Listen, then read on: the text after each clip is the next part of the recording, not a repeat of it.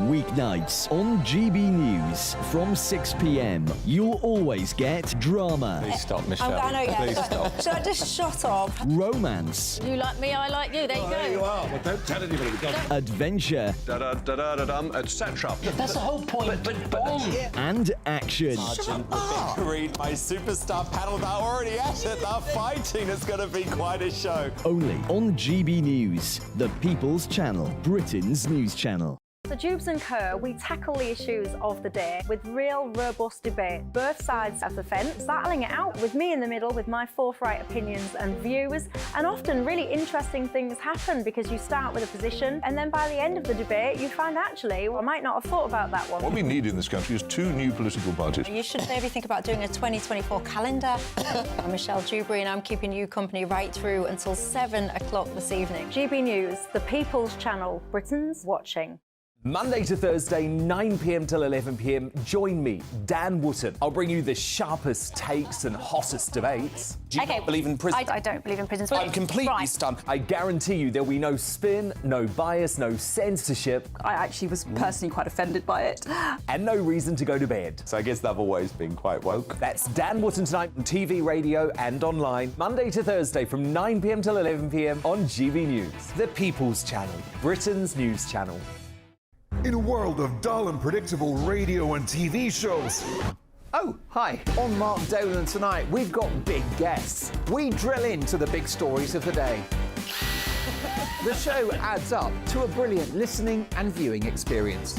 Mark Dolan tonight is the most entertaining current affairs show ever, and that's a fact. That's Mark Dolan tonight, Friday, Saturday and Sunday from 9. Only on GB News, Britain's news channel.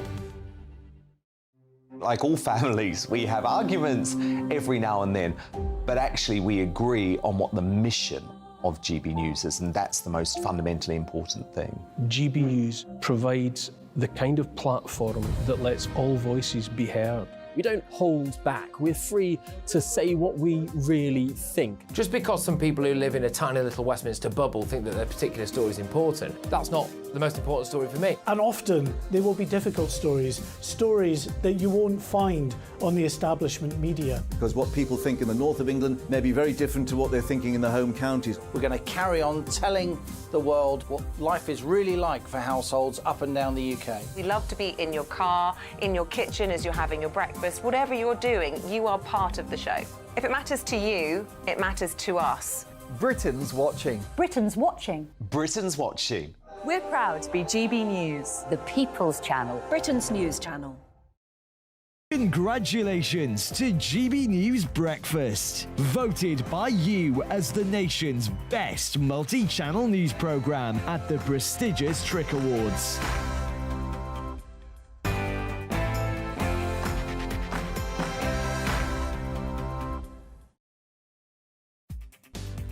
Good evening, fellow travellers. Thanks for joining me for another episode of Neil Oliver Live. Coming up tonight on the show, we'll be joined by philosopher Dr. Piers to consider whether, in the wake of the Hugh Edwards revelations, it's too easy for prominent people to abuse their positions.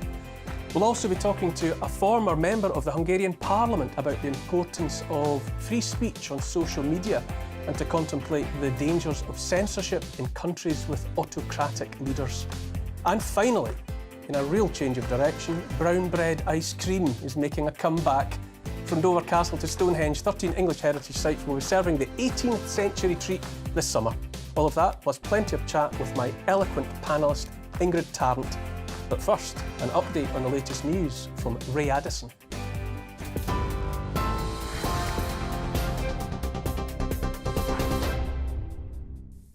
Thanks, Neil. Our top story tonight. Councils in England and Wales have joined doctors in calling for a ban on disposable vapes. The local government association wants a UK-wide ban to be imposed next year over damage caused to the environment and the danger to young people. It says the 1.3 million vapes discarded every week are a litter blight and a fire hazard. Earlier this month, the British Medical Association voted to review the potential dangers of vaping, describing it as a growing epidemic. Well, junior doctors have been striking for a third day in England. The BMA has warned the government that their members will not back down over demands for a 35% pay rise. That's despite the Prime Minister adopting the recommendations of independent pay review bodies and making a final pay offer of 6%. The 5-day strike, the longest in NHS history, runs until Tuesday morning. The government is considering scrapping inheritance tax in a bid to win the next general election. The Times is reporting that the move could be a manifesto attempt to secure votes in so-called blue wall seats. It would come at a cost of £7 billion. Most couples can pass on up to £1 million to their children without paying any inheritance tax currently. Parts of the UK have been experiencing strong winds and thunderstorms, with yellow Met Office warnings in place across the south of England and Wales and Scotland. The Goodwood Festival of Speed had to cancel today's events for the first time in its 30-year history, and London's Kaleidoscope Festival at Alexandra Palace had to be called off as well.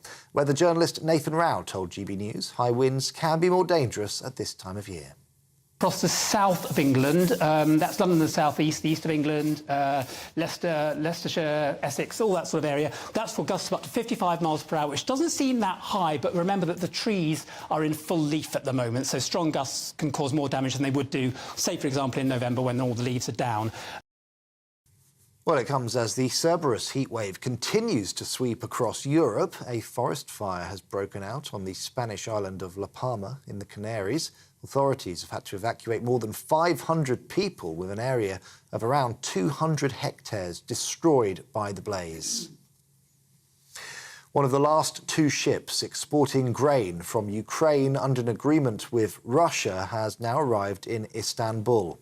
The Black Sea grain deal, which expires on Monday, has enabled Ukraine to export grain and food safely over the past year, despite the war. Ukraine is a major supplier of key crops like sunflower oil and barley. Moscow is threatening to pull out of the deal and is calling for Western sanctions to ease.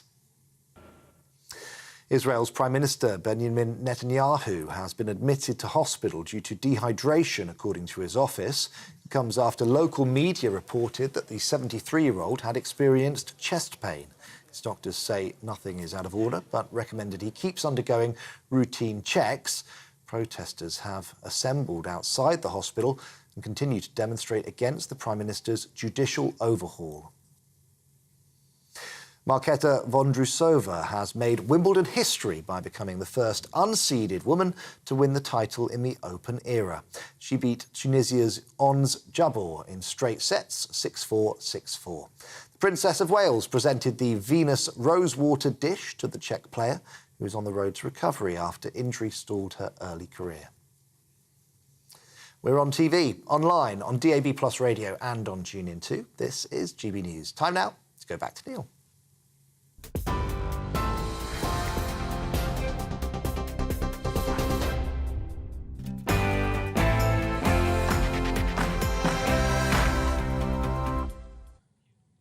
We're a long way through the looking glass now, well inside the alternative reality where up is down and wrong is right, where anything goes for a self-selecting in-crowd, and if you're not in that in-crowd, then your sense of right and wrong makes you a reactionary, fascist, conspiracy theorist fit only for ridicule and cancellation.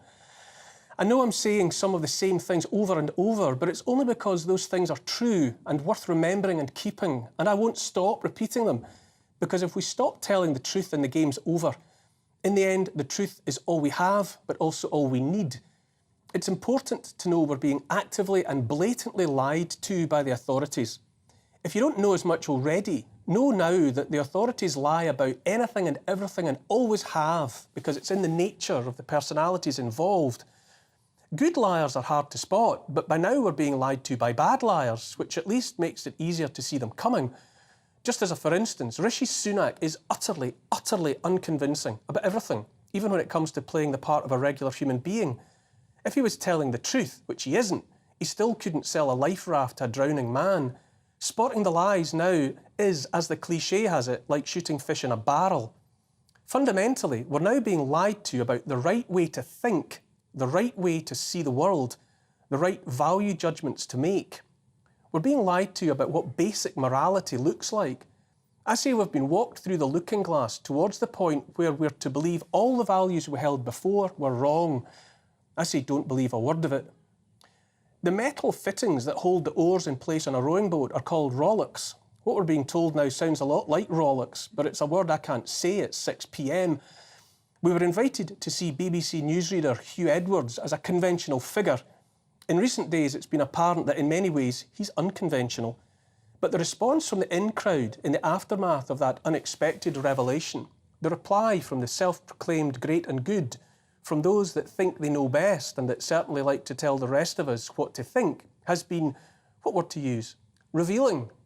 Frankly, it's none of your chattering class, white van driving, state-educated business, they've said in not so many words.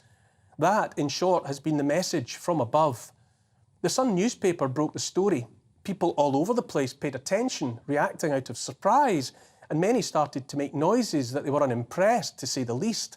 And then the Alistair Campbells, John Simpsons and the rest weighed in to inform us that the activities of one of their own, one of the in-crowd, were none of our concern. What's worth noticing more than anything else is how quickly and overwhelmingly we've been encouraged to disregard as utterly irrelevant the revelations themselves, and to condemn instead those who've asked questions about what exactly was going on when it came to someone who nightly trots out the state of the nation as the establishment wants us to see it. One authority figure after another has come forward in recent days with words to the effect that if there's a problem, then it rests not with them in the in-crowd, but with us out here in the general population. It comes from the same in-crowd that says, when we do it, whatever we do, it's because we're superior and sophisticated in ways you regular tax-paying, law-abiding types cannot begin to appreciate. The overweening condescension of the self-appointed in-crowd has always been there. The difference now is that they're rubbing our noses in it as part of the effort to bully us into thinking everything we think is just plain wrong. Over and over again during the years just past, those regarding themselves as our betters in every way blatantly disregarded the rules and regulations they had imposed upon the rest of us.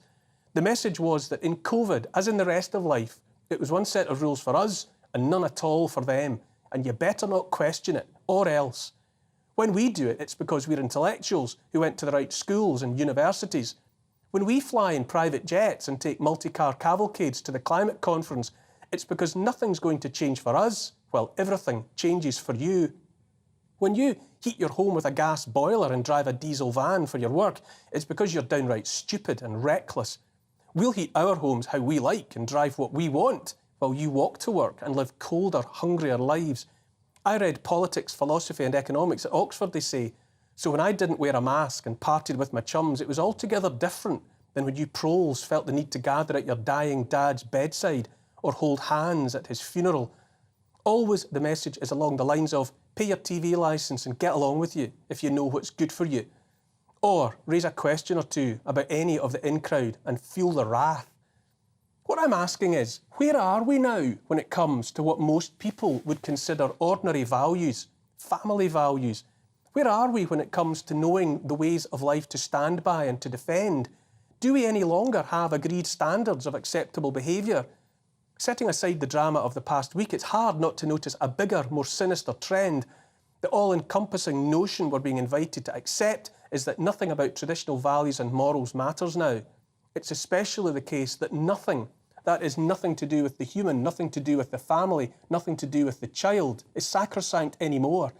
That echoing message of you'll own nothing and you'll be happy turns out to mean that among everything else we're supposed to hand over is any certainty about right and wrong. Apparently we're to be happy with the idea that right is whatever the powerful say it is, as well as being happy without our freedoms, our cash, our right to home ownership, to drive our cars. We're to be happy without our opinions, far less the right to express them. We're to be happy with whatever we're given, including what to think. Having opinions about what our children are told at school is apparently the mark of a disruptive, intolerant, dissenting radical. Questioning the notion of men in drag reading fairy tales to toddlers makes us right next door to criminal. Knowing that as parents we should have the final say in what our children are taught about sex and relationships, and by whom, is apparently a mindset that comes from consuming all that misinformation on the internet. All the time the message from on high seems to be, why are you bothering about the education, the conditioning of your child, and outmoded ideas about protecting the innocence of childhood? More and more, I worry about the well-being of children, about what they're being told is right, about what they're being encouraged to accept as normal everyday life. And out there in the darkened background of what we're being invited to see is the knowledge, the absolute fact indeed, that unknown and uncounted numbers of babies and children are being trafficked around the world. You might say children have always been bought and sold, and you'd be right. But now, when there's more information than ever before about the scale of the horror, anyone demanding the raising of the alarm is treated with suspicion, if not outright contempt. The team behind a movie on general release in the United States called The Sound of Freedom, about the efforts of one man to disrupt child trafficking and to rescue as many children as possible, is under attack by the in-crowd. Rather than concentrate their fire on the monstrous trade in children, bigger than the arms trade, soon to be bigger than the drugs trade, mainstream critics and pundits are more inclined to ridicule the people attending the movie as white-haired QAnon crazies. Instead of dealing head-on with the nightmare described by the movie, the preferred response has been to suggest that anyone taking the allegations seriously is no more than a crank. The Sound of Freedom has taken more than $40 million at the box office already this month. But in Rolling Stone magazine, the piece by the author seemed less interested in the content of the film and more inclined to ridicule audience members calling out amen in response to uplifting moments. Are we supposed to take from that the idea that practicing Christians are more appropriate targets for attack than people buying and selling babies? In the strange new world where apparently to disregard the well-being of the child is all just more of the ethos of owning nothing and being happy, which is to say that in the threatened future, parents will have no say over their children either. In the imagined, idealised world of the future, children and therefore the adults they might become will be the concern not of the parents and the family, but of the state. The pervasive message that anything goes as long as it's not illegal is as corrosive as cancer. As government grows more powerful, more distant from the people, so that government feels more entitled to write yet more legislation to the detriment of those people. What might they legalise next, or at least invite us to regard as perfectly acceptable? Why, for example, is there always a push to further lower the age of consent? I say now that the scent in the wind, discernible to anyone paying attention, is that the next nudge, the nudge right now, is towards accepting paedophilia. Paedophilia is going mainstream. Paedophilia by any other name. Those that were once called paedophiles are now described as minor attracted persons. Always the tactic is the same. It's about a foot in the door, then a leg, then the whole body. Have you noticed the steady procession of so-called authority figures people were supposed to trust and to believe, refusing to condemn behaviour that 5 years ago would have been regarded as beyond the pale, while simultaneously refusing to say what a woman is? Here's the thing. Despite what you may have felt yourself being led to believe, right is still right, wrong is still wrong. The well-being of children, all children, must always be central to our civilization. And don't for 1 second take your eyes off anyone trying to distract you from the truth.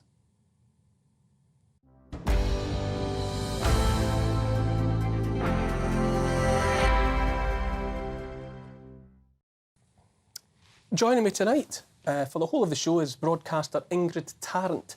Ingrid, what do you think about where we're being led? Yeah. Stu, you are amazing. Oh, Ingrid, please. Honestly, that monologue, it's so powerful. It really is. That might have been the wrong thing to do, but you are right about right and wrong. There is no distinction anymore, and it starts in the classroom.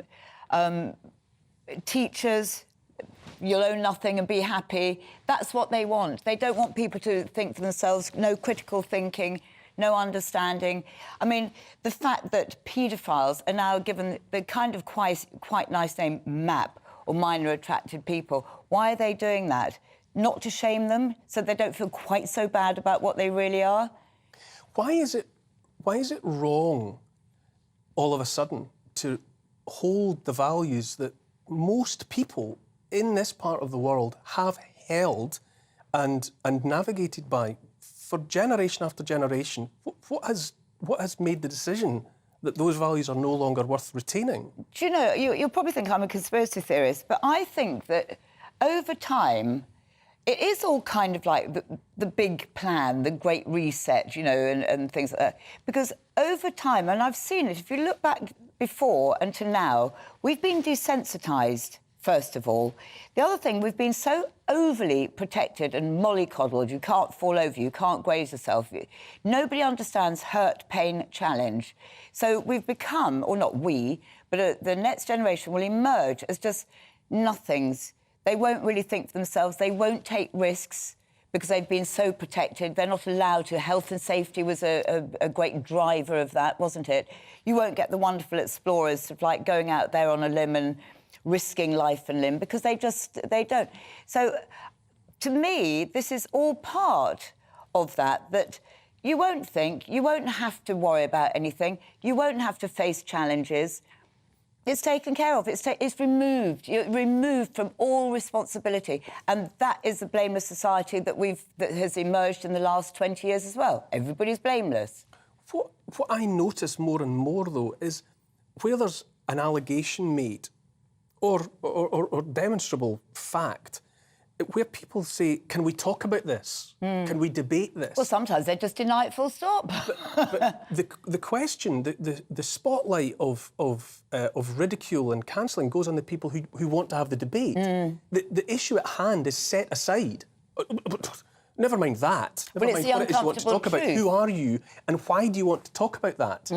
Because it's the uncomfortable truth. They don't want to talk about it. They don't want anybody... You are cancelled. It's gaslighting, in a way. You know that you're right, and thank goodness, actually, for a lot of the aspects of social media, that you realise you're not alone in your thinking. But generally, the powers that be, the authorities, they're gaslighting, cancelling us. And there's, for me, as I said there's something very corrosive indeed about the notion that as long as it's legal, it's fine. Because any government can legislate anything it wants in this day and age. And we have to remember that there's a profound difference between legal and lawful and between what's legal and what's right. And also, the other thing is, Neil, there's no criminalising of a lot of these things. So it may not be kind of legal, but you realise that it's wrong, but they don't criminalise it. So, therefore, it becomes acceptable.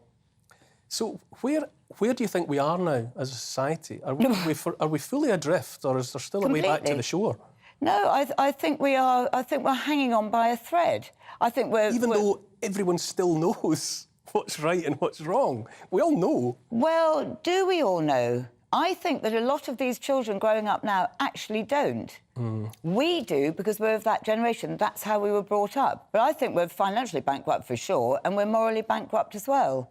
I do. I think when it comes to the fundamentals of right and wrong, I think people know it without being told.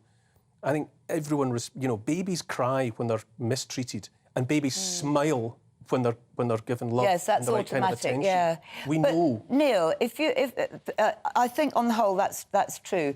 But supposing you're brought up in a family where all you've seen is cruelty, maybe that your father, stepfather, whatever, beating up your mother to a pulp and so on, they wouldn't know that it would frighten them.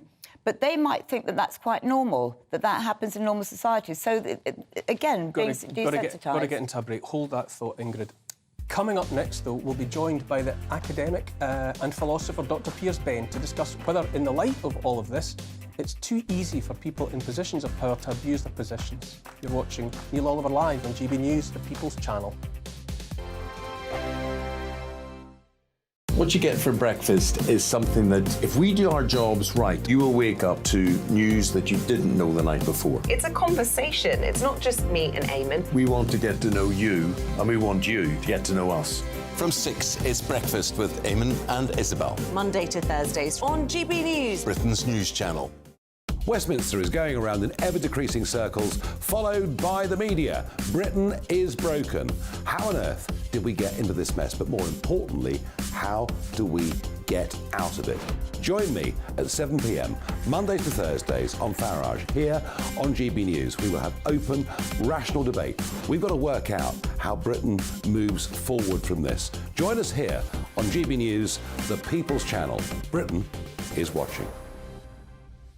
When the news happens, it happens here. And really important breaking news. Breaking news this morning. On TV, radio and online, the news starts here on Britain's Newsroom. All the biggest stories and the answers that you need from across the UK and beyond. Join Britain's Newsroom from 9:30 on GB News. The People's Channel, Britain's news channel.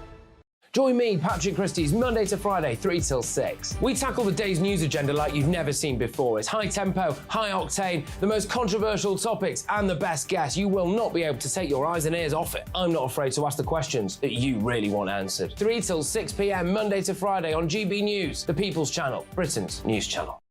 People in Britain, they love free speech, but they also love fair play. I don't care if I'm speaking somebody from a trade union, from the Labour Party, somebody from the SNP. And I think the viewers like to see that actually we can challenge one another, but in a positive way.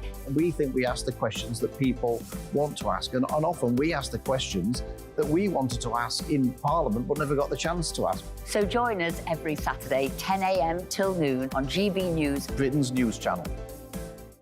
It's all about family, being in people's living rooms, all the interaction and getting to know who our viewers and listeners are. When I was young, my dad used to say, "Nah, stop arguing." I wanted an outlet that would enable me to give my opinion. People are going through a really hard time right now, and I know that you don't feel like you're being listened to by the establishment. I came to GB News because it's the People's Channel, and I want the audience to have their say on the events of the day. We're dynamic. We do something different. Democracy shows that the wisdom of the nation is in its people. I get to travel to find out what the story is from a personal perspective. The British people aren't fools. We know when we're not being told the full story. We've got to work out how Britain moves forward from this. It's the best country in the world. The establishment had their chance. Now we're here to represent your views. Britain's watching. Britain's watching. Britain's watching. We're proud to be GB News, the People's Channel, Britain's news channel.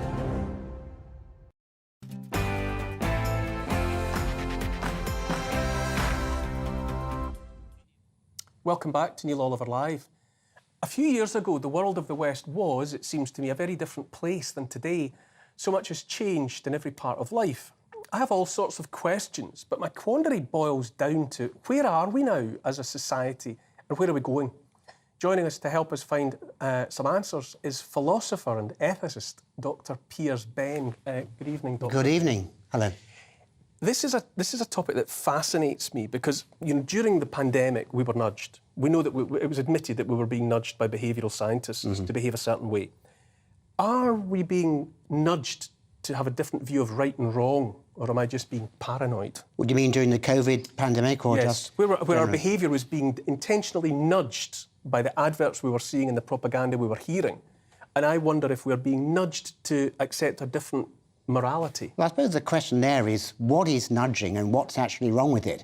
I mean, morality at its best is a rational process. It's not something you take on authority, although, well, not ultimately something you take on authority, though there may be authority you should follow. If you're being nudged in the right direction, you could say, well, that's what the law does, that's what public opinion does, that's what your neighbours do. Your neighbours nudge you in all sorts of directions that may be for good or ill, in ways that lead you to behave in certain ways without necessarily thinking them through. So if by nudge you mean influence, are we being influenced to form certain moral views? That's not necessarily a problem. I mean, maybe we need to be influencers. I mean, a moment ago you were talking about how, morality is broken down and maybe schools should be stricter or whatever it is. That's a kind of nudging. In fact, it's more severe than that. It's threats of punishment.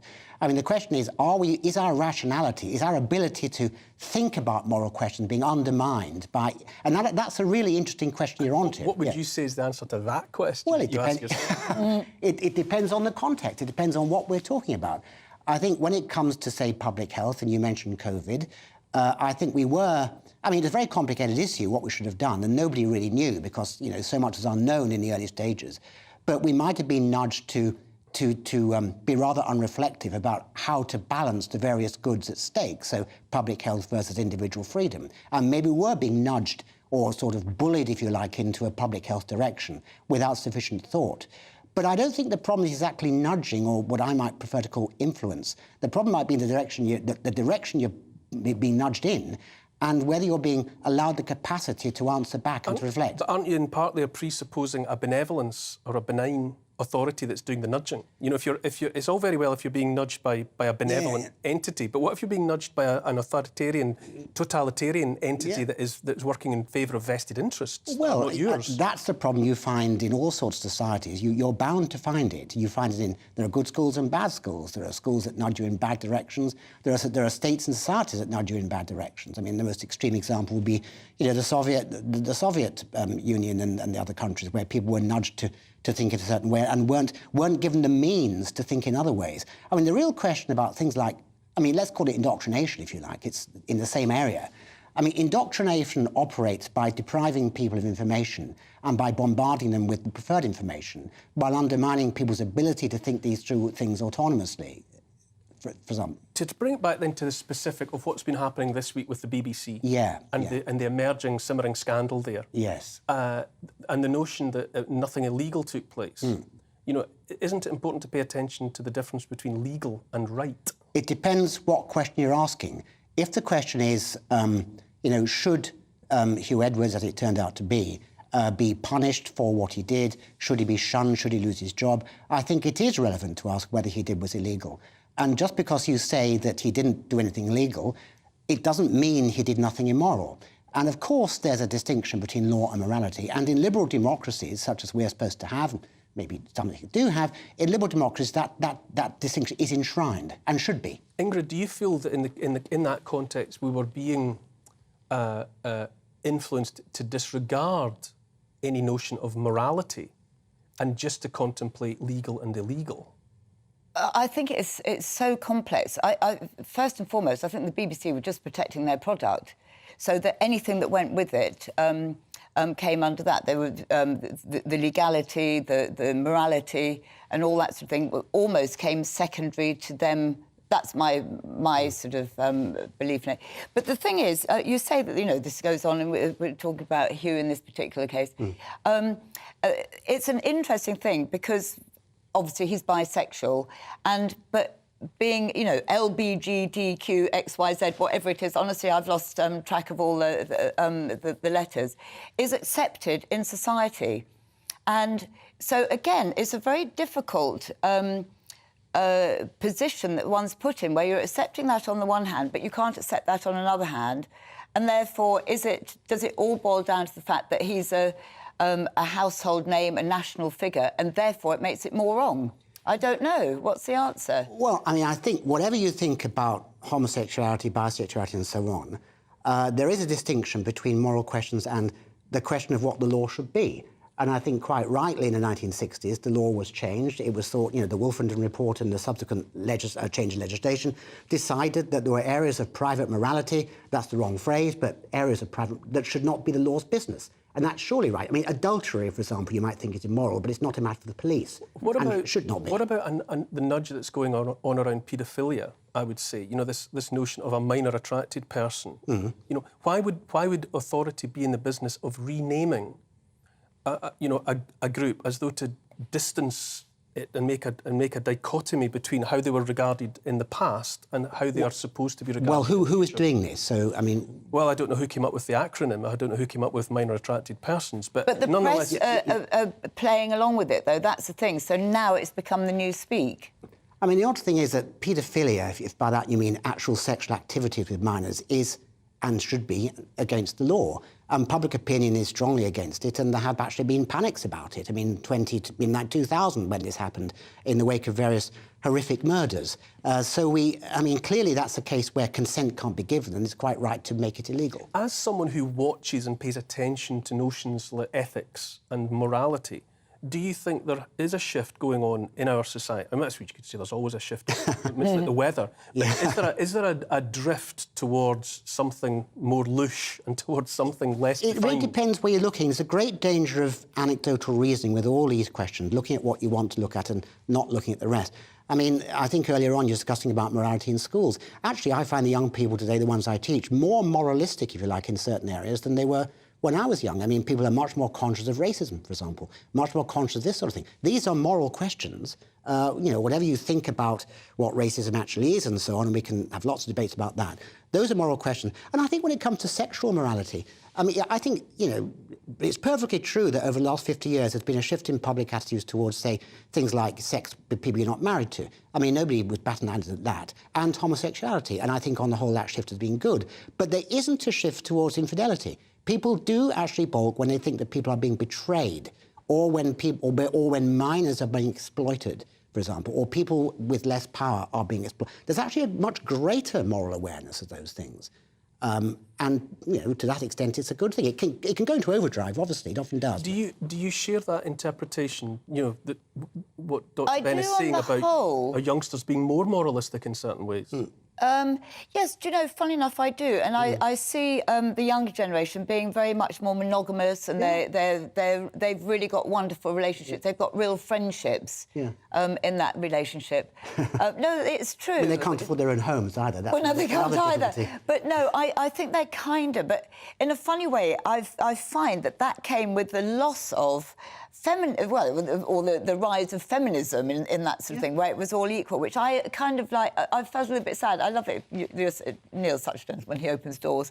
And I kind of like rue the loss of that. But at the same time, it has brought about something very, very good, because they see themselves and they treat themselves as equal, so there isn't that difference in status, sort of the male is superior to the female and so on. So that is a good thing. But do you think religion or the loss of religious studies in school has made a difference? Because I do. I think there's a whole whitewash now, because we have to be multicultural and all-inclusive. What do you say, Doctor? Well, I think we should be multicultural to the extent that we do live in a multi-faith society, although actually a society predominantly secular. And schools should teach what people actually believe. People should understand other people's beliefs. That is not relativism. That is not teaching that there's no right or wrong, or that every religion is equally true. I mean, that's clearly nonsense. And no liberal like me wants to defend that. But it's right that people should be taught tolerance, which means putting up with what you don't agree with, towards other cultures, other ways of life. On the general question of religion and morality, if the question is, do people behave better if they believe in religion, that's empirical. I don't think there's any evidence, actually, they do. In fact, some of the less religious countries, like Japan, Scandinavia, Czech Republic, these are very non-religious. There's no evidence of any increased crime. In fact, there's less. Going to have to jump in there for a break, but thank you very much for a very even-handed, thank you. very open and even-handed debate. Thank you very much. Thank you very much. Fascinating, thank you. Dr. Piers. Thank you. Into that break now. Coming up after, we'll be joined by former Hungarian MP Zoltán Kes to talk about the importance of free speech on social media and to consider the dangers of censorship. You're watching Neil Oliver Live on GB News. We are the People's Channel. A brighter outlook with Boxed Solar. Proud sponsors of weather on GB News. Hello there, I'm Jonathan Vautry here with your latest GB News weather forecast provided by the Met Office. Unseasonably windy Saturday for many of us through today, all due to this low pressure system. We saw gusts close to 50 miles per hour, even in some inland areas of southern England, and those winds will be staying with us throughout this evening and overnight. We've also seen a good number of thunderstorms throughout the day as well. Those will continue to rumble on into the evening before eventually easing their way off a touch, but showery outbreaks of rain continuing across many locations overnight.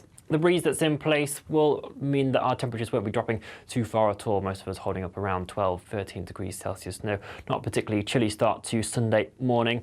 The winds, though, will begin to ease their way down across southwestern areas of Wales into England, but it is still going to be quite breezy through Sunday for eastern coastal areas up into central Scotland. Some more persistent rain for western areas of Scotland, and again some thunderstorms possible in the east, north-east.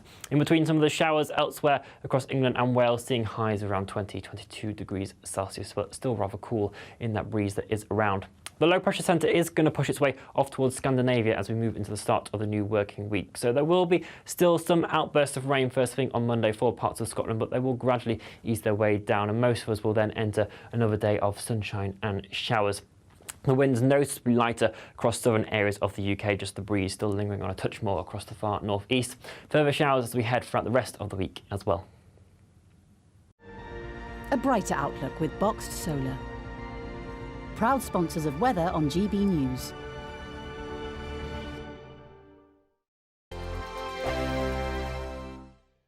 The Live Desk with me, Mark Longhurst. And me, Pip Thompson. It's here Monday to Friday on GB News. From midday, we'll bring you the news as it breaks, whenever it's happening and wherever it's happening, from across the UK and around the world. Refreshing, feisty, but with a bit of fun too. If it matters to you, we'll have it covered on TV, radio and online. Join the Live Desk on GB News, the People's Channel, Britain's news channel.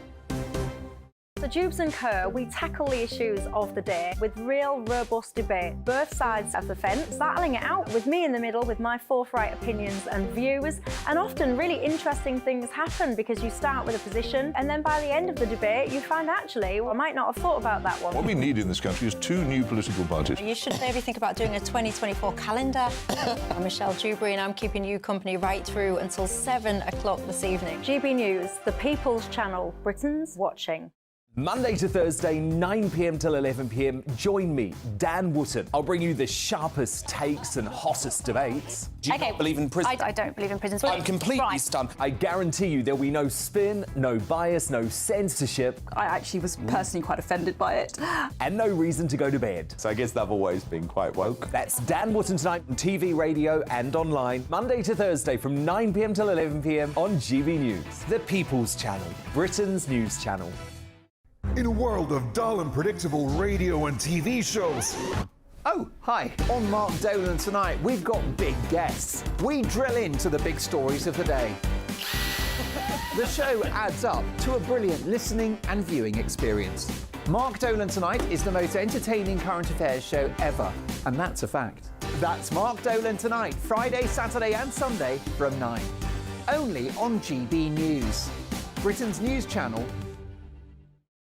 Like all families, we have arguments every now and then, but actually we agree on what the mission of GB News is, and that's the most fundamentally important thing. GB News provides the kind of platform that lets all voices be heard. We don't hold back. We're free to say what we really think. Just because some people who live in a tiny little Westminster bubble think that their particular story is important, that's not the most important story for me. And often there will be difficult stories, stories that you won't find on the establishment media. Because what people think in the north of England may be very different to what they're thinking in the home counties. We're going to carry on telling the world what life is really like for households up and down the UK. We love to be in your car, in your kitchen as you're having your breakfast. Whatever you're doing, you are part of the show.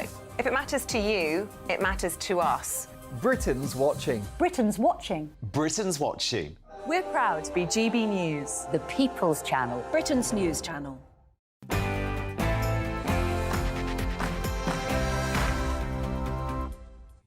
Welcome back. Thanks for staying with Neil Oliver Live. I'm joined now by former Hungarian MP Zoltán Kes to talk about the importance of free speech on social media and about the dangers of censorship in countries with autocratic and totalitarian leaders. Good evening, Zoltán. Thanks for joining us. Good evening. Hi. Zoltán, first of all, what online censorship are you aware of in your homeland? You know, to give us a sense of what, if anything, is different. Well, basically, it's not necessarily censorship that we have. It's a whole different media landscape that we're talking about regarding Hungary, especially when you look at who owns the media. For example, I come from a small town, and in this town, there is no chance to watch or enjoy anything that's not owned by the government or the government oligarchs. So that's a kind of censorship in a way. Also, we see self-censorship of journalists who work for papers owned by the government because obviously they don't want to lose their jobs. As far as social media censorship, I haven't seen any example, luckily. I don't want to see any example of social media censorship. Whatever grounds for a government seeking to take and apply control over what people are seeing and saying.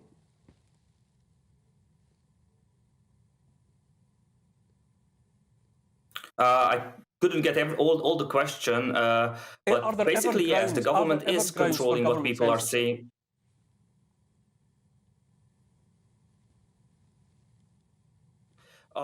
Basically, what we see in Hungary is not necessarily government censorship itself, it's government control. of real media that is not social media. Social media is the only means how we, people in opposition, can communicate with other people. This is how we can, for example, organize ourselves. This is how we can organize protests. This is how we can let the people know what we think of the world. Otherwise, for example, I had personal experiences when I was a member of parliament that traditional media totally ignored me. They basically claimed that I was non-existent. They did not report about me. I can count on one hand how many times I appeared on local news, for example.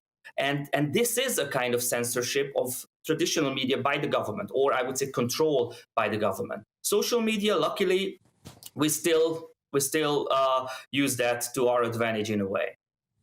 What was it that you were seeking to say that was being silenced in that way by your apparent invisibility? Oh, well, a lot of things, actually. I mean, I experienced firsthand what it means when a full smear campaign is going on against me. Let me just give you a short story, if we have time for that, like a 1-minute story, how I lost the election back in 2018. There was a smear campaign against me in which they claimed that I received millions of Hungarian money from another politician. They had news about it everywhere. Basically, they showed a picture of me having dinner with this other person. The problem is that out of the 2 people in the picture, neither was me. So I went on the campaign trail the following days, and I came across a very interesting experience. There were people who were like calling out my name and saying, "Hey, you received those millions of Hungarian forints." And I said, "Look, this is the picture. Which one is me?" And you know what the answer was? "But you were on TV." And I say, "Do you believe your eyes or the television?" And they said the TV. And that's when I knew that I was going to lose the election, because I had no means except for social media to counter this kind of smear campaign. I've got a guest here in the studio with me, Zoltan. Ingrid, it is fascinating the extent to which we're so vulnerable, isn't it, to what we are shown. Yes. Oh, gosh. Even making those decisions about, am I even looking at something that's real and true? Because the weight of its being on the television seems to persuade us otherwise. Yeah, well, that is probably the most widely relied on medium. Not many people read newspapers anymore, they do it online. But I would love to ask Zoltan a question, if I may. Is he still there? Yes, go on. Zoltan, I would be very interested to know how you regard the British press. Do you think we're free? Do you think everything's fair and open? And what do you think? How do you see it from Hungary's point of view? Well, I'm not an expert of the British press, let's put it this way, but still, when I read the British press and I read whatever the news is in Britain, I would choose to be in Britain rather than in Hungary for that reason. I mean, you are welcome to enjoy the hospitality of Viktor Orban's so-called press freedom, but I'd rather say Britain is much better than Hungary. You see, this is interesting. It's a perception, because I don't think our press is that free. I think we are being forced almost to read what they want us to believe. So it's very interesting here. I think we're not different to Hungary, actually. Do you see, Zoltan, a direction of travel? You know, you're obviously familiar with, you've been watching, paying attention to British media. You know, have you seen any kind of change? Do you see any, flashing red warning lights? Well, still not. And I would say that when we talk about, for example, social media, because obviously this is what I wrote about this week in a piece in Euractiv. I believe that when it comes to social media, it's still something that we have to preserve as the means to communicate with people. As a former politician in Hungary, what I could see, and this is a positive note about social media, and for especially Facebook, because that's the most widely used social media in Hungary, that was our only means, again, emphasizing it, to communicate with people. Otherwise, they would not have known what I was doing during my 3 years in Parliament. Without social media, nothing. Maybe there's hope for us yet here in these islands. Thank you, Zoltan Kesh. We'll stay in touch. Coming up next, time for something totally different. The best thing since sliced bread. English Heritage have recreated Georgian brown bread ice cream this summer, and after the break we'll be finding out more, although I fear not necessarily tasting it.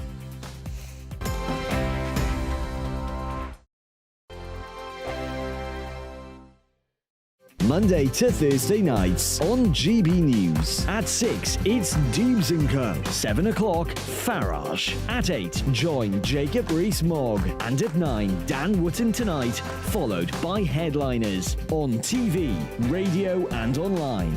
This is GB News. Now then, Lee Anderson here.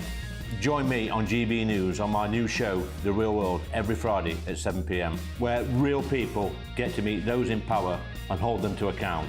Every week, we'll be hearing your views from up and down the country in the real world.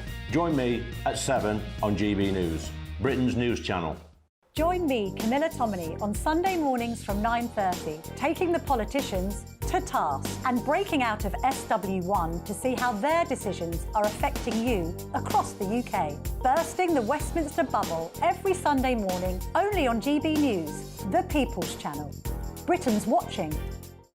Join us every night on GB News at 11 p.m. for Headliners, which is 3 top comedians going through the next day's news stories, which is exactly what you need, because when the establishment has gone crazy, you need some craziness to make sense of it. So join us 11 p.m. every night on GB News, the People's Channel, Britain's news channel. I'm Andrew Doyle. Join me at 7 o'clock every Sunday night for Free Speech Nation, the show where I tackle the week's biggest stories in politics and current affairs with the help of my 2 comedian panellists and a variety of special guests. Free Speech Nation, Sunday nights from 7 on GB News, the People's Channel, Britain's news channel. Every Sunday from 11, join Michael Portillo. There will be topical discussion, looking at the week before and the week to come. So kick back and relax at 11 a.m. on Sundays on GB News with me, Michael Portillo. GB News, the People's Channel, Britain's news channel. I joined GB News because I was sick and tired of not hearing my views being represented, not just mine, but so many people that I knew and spoke to. I just couldn't get my voice out there. I couldn't say anything, I couldn't do anything. Whatever the narrative was, I kind of had to follow it. GB News is there to provide a voice for those who have been ignored by the establishment media. We think different things, we've got a different style. GB News is here to be optimistic and positive about the future. It's real kind of dynamic and flowing, with the audience very much at the heart of it, like a big family. Here at GB News, we talk about the things that matter to you. Hearing the voices from right across our towns and cities, especially our towns. All sides of the argument represented with a heavy dose of opinion. We're on a mission here to make a difference. And the GB News family really is here for you, and whatever time of day you can watch or listen. Britain's watching. Britain's watching. We're proud to be GB News, the People's Channel, Britain's news channel.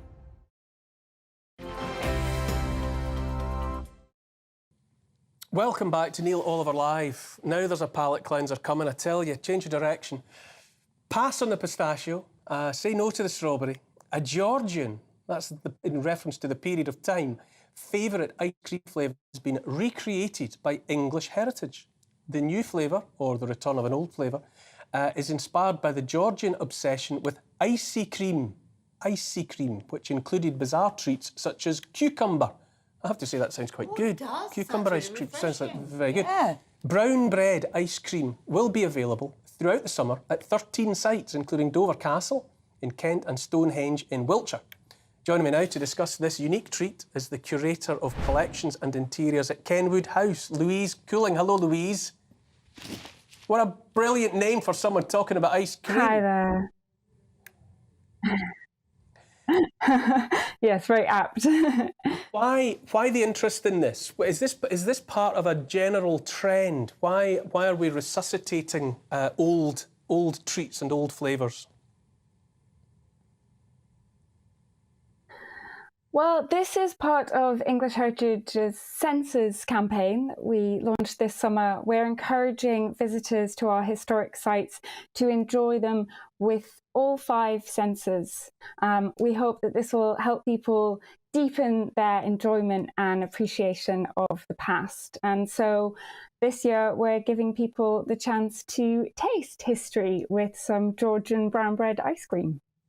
How was it possible? How were people, when you talk about a couple of hundred years ago and more, how were people making ice cream? What was the process? When you think about the necessity to refrigerate.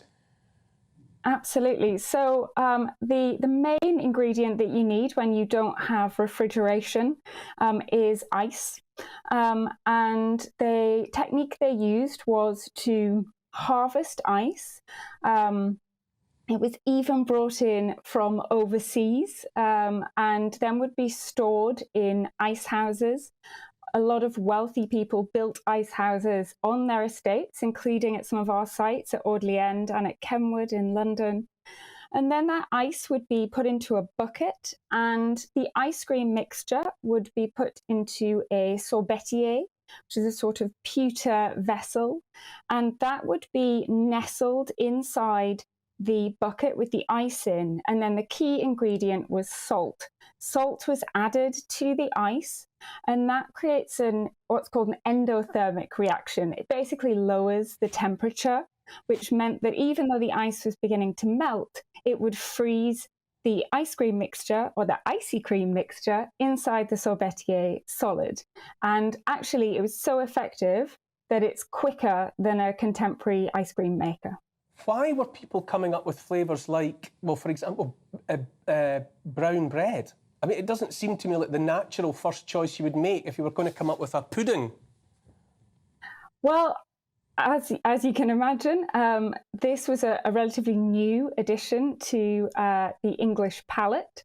And there was an influx of confectioners coming over from continental Europe, from France, from Italy, and setting up shops in places like London, York, big centres, growing urban centres. And they were sort of competing with each other as to who could come up with the most interesting, outlandish flavours. So you see the traditional flavours, chocolate, pistachio, things we would recognise today, but then also brown bread, cucumber, artichoke, and even parmesan ice cream. What do you think, Ingrid? Parmesan ice cream? No, bread ice I don't even like it on pasta, so I don't think I'd like that as an ice cream. It's amazing. It's a fascinating idea. Louise, what else were you doing when it comes to, interesting the senses? You're talking about taste. What were the other ways in which you were exploring the 5 senses in relation to our history? So we are, when you visit some of our historic sites, you'll find signs in different places encouraging you to walk on our lawns, in some of our historic gardens, to smell the flowers growing in some of our walled gardens and things like that, to appreciate the views across our parklands or in our historic spaces. It's a wonderful idea, and I must admit, I mean, the very idea that our Georgians were interested in things like pistachio-flavoured ice cream certainly gives you a different perspective on them. They were certainly game for a laugh. Absolutely. They're surprisingly recognisable, sort of contemporary bunch of people in some ways. Louise, that's lovely. Thank you so much for bringing that novelty to us this evening. Best of luck. My pleasure. That's all we have time for this evening. Thank you to all who are watching. Thank you to Ingrid. Up next is the wonderful Father Galvin Robinson. That warm feeling inside. From Boxed Boilers. Proud sponsors of weather on GB News. Hello there, I'm Jonathan Vautry here with your latest GB News weather forecast provided by the Met Office. An unseasonably windy Saturday for many of us through today, all due to this low pressure system. We saw gusts close to 50 miles per hour, even in some inland areas of southern England, and those winds will be staying with us throughout this evening and overnight. We've also seen a good number of thunderstorms throughout the day as well. Those will continue to rumble on into the evening before eventually easing their way off a touch, but showery outbreaks of rain continuing across many locations overnight. The breeze that's in place will mean that our temperatures won't be dropping too far at all, most of us holding up around 12, 13 degrees Celsius. No, not a particularly chilly start to Sunday morning. The winds, though, will begin to ease their way down across southwestern areas of Wales into England, but it is still going to be quite breezy through Sunday for eastern coastal areas up into central Scotland. Some more persistent rain for western areas of Scotland, and again some thunderstorms possible in the east-northeast. In between some of the showers elsewhere across England and Wales, seeing highs around 20, 22 degrees Celsius, but still rather cool in that breeze that is around. The low pressure centre is going to push its way off towards Scandinavia as we move into the start of the new working week. So there will be still some outbursts of rain first thing on Monday for parts of Scotland, but they will gradually ease their way down, and most of us will then enter another day of sunshine and showers. The wind's noticeably lighter across southern areas of the UK, just the breeze still lingering on a touch more across the far northeast. Further showers as we head throughout the rest of the week as well. That warm feeling inside. From Boxed Boilers, proud sponsors of weather on GB News.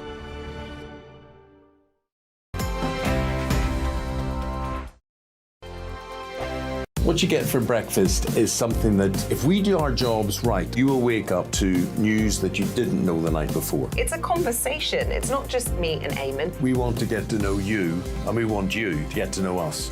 From 6, it's Breakfast with Eamon and Isabel. Monday to Thursdays on GB News, Britain's news channel. Westminster is going around in ever-decreasing circles, followed by the media. Britain is broken. How on earth did we get into this mess? But more importantly, how do we get out of it? Join me at 7 p.m, Mondays to Thursdays on Farage, here on GB News. We will have open, rational debate. We've got to work out how Britain moves forward from this. Join us here on GB News, the People's Channel. Britain is watching. When the news happens, it happens here. And really important breaking news. Breaking news this morning. On TV, radio and online, the news starts here on Britain's Newsroom. All the biggest stories and the answers that you need from across the UK and beyond. Join Britain's Newsroom from 9:30 on GB News. The People's Channel, Britain's news channel.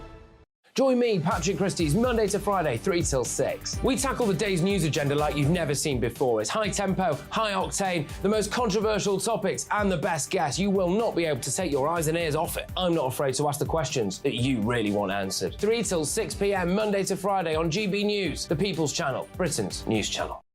People in Britain, they love free speech, but they also love fair play. I don't care if I'm speaking somebody from a trade union, from the Labour Party, somebody from the SNP. And I think the viewers like to see that actually we can challenge one another, but in a positive way. We think we ask the questions that people want to ask, and often we ask the questions that we wanted to ask in Parliament but never got the chance to ask. So join us every Saturday, 10 a.m. till noon on GB News, Britain's news channel. It's all about family, being in people's living rooms, all the interaction and getting to know who our viewers and listeners are. When I was young, my dad used to say, Nana, stop arguing. I wanted an outlet that would enable me to give my opinion. People are going through a really hard time right now, and I know that you don't feel like you're being listened to by the establishment. I came to GB News because it's the People's Channel, and I want the audience to have their say on the events of the day. We're dynamic. We do something different. Democracy shows that the wisdom of the nation is in its people. I get to travel to find out what the story is from a personal perspective. The British people aren't fools. We know when we're not being told the full story. We've got to work out how Britain moves forward from this. It's the best country in the world. The establishment had their chance. Now we're here to represent your views. Britain's watching. Britain's watching. Britain's watching. We're proud to be GB News, the People's Channel, Britain's news channel.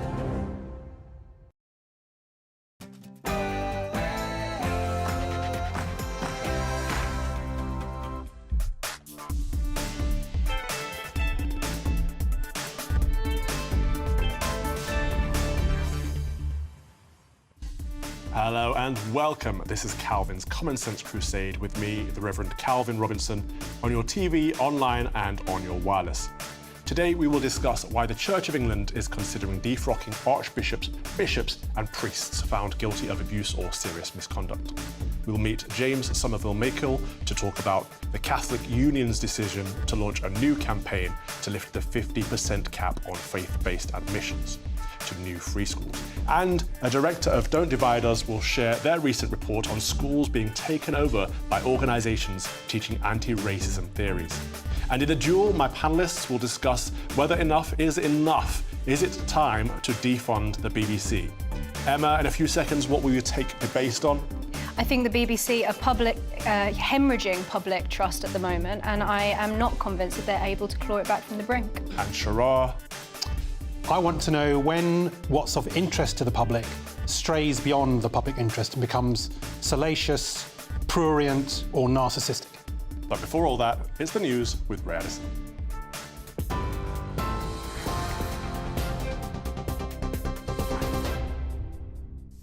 Good afternoon. Here's the latest news from the GB newsroom. And in breaking news, Defence Secretary Ben Wallace is not going to stand as an MP in the next election, according to The Times. Now, it follows speculation that Mr Wallace would leave in the autumn after 4 years in his role. According to reports, Ben Wallace remains supportive of Rishi Sunak and the government, and his departure is not related to the Tory party's current challenges. However, we'll bring you more on that story as we get it. And in more breaking news, a fire has broken out at the Albion Hotel in Brighton. Footage of the blaze has been shared online, with witnesses saying the flames are spreading quickly across the roof and the top floor of the building, with winds spurring those flames. Emergency services are on the scene and they've been moving people a safe distance away from the incident. Again, this is a developing story and we will bring you more on this as we get it. Well, parts of the UK have been experiencing strong winds and thunderstorms, with yellow Met Office warnings in place across the south of England and Wales and Scotland and Northern Ireland too. The Goodwood Festival of Speed had to cancel today's event for the first time in its 30-year history, and London's Kaleidoscope Festival at Alexandra Palace has been called off too. Weather journalist Nathan Rao told us high winds can be dangerous at this time of year. Across the south of England, that's London, the south east, the east of England, Leicester, Leicestershire, Essex, all that sort of area. That's for gusts of up to 55 miles per hour, which doesn't seem that high, but remember that the trees are in full leaf at the moment, so strong gusts can cause more damage than they would do, say, for example, in November when all the leaves are down. Well, in other news, councils in England and Wales have joined doctors in calling for a ban on disposable vapes. The Local Government Association wants a UK-wide ban to be imposed next